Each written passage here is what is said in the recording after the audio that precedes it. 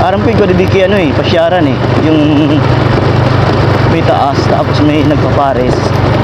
Ito. Inalapan. Iyo, di pa bandang inalapan. Guys. Inalapan, tapos Danau. Ay, nahiling ko na guys. Gara yun, so may picture sa kato. Kita nyo guys, sa taas oh. Ayan oh. Pero gini guys, ayyo. May payag sa taas oh. Nagawag yung kaa, kada man yung kaa. Ayan, gusto natin yung pataas oh. Kung kita hali, boom. Tara masakat kita, hanggang digdi na lang kita masakat na sa taas. Sulimunta kung magayam man ang galing sa taas. Tara. Puntahan natin. Pag may magaganda, puntahan natin. Puntahan natin guys.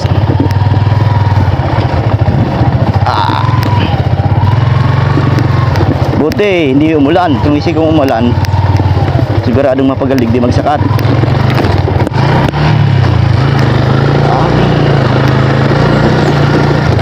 Wow.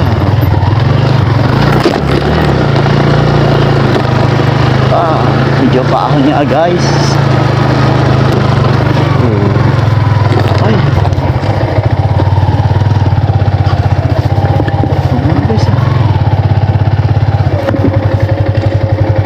Ayan guys oh, nandito na tayo sa taas. Maganda nga dito. Meron sila doong parang tindahan. Doon yata yung parisan. Oh. Diba? Danaw na yata to. Hindi ako nagkakamali.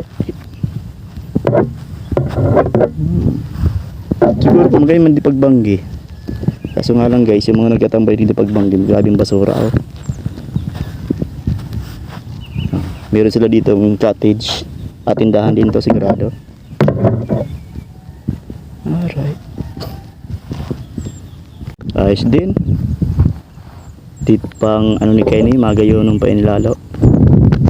Oh. Tapos silang maligdan dagat guys oh. Sa taas. Tindahan nila dito. Ayan. May video okay. Tapos yun ang pababa. Doon tayo galing. Baba. Galing tayong Biton. Meron pa doon kubo-kubo doon. At ayun ang aking body. Tirik na tirik ng araw. Ngayon manigdi guys, mga hapon siguro. Tambay. Diba? Shoutout sa mga taga-digde. Comment na lang po kamo kung saan nini na lugar, kung sakop na ni Bacandanao. At kung anong pangalan kayo ning pasyaran hindi. Kay wala man kinakapaskil. Alright.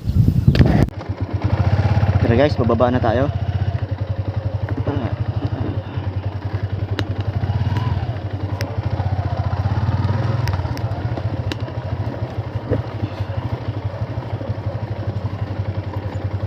Bababa na tayo guys. Mga pupunta nga pala dito, mag-ingat na lang po kasi medyo mataas talaga yung paakyat, pero kaya naman.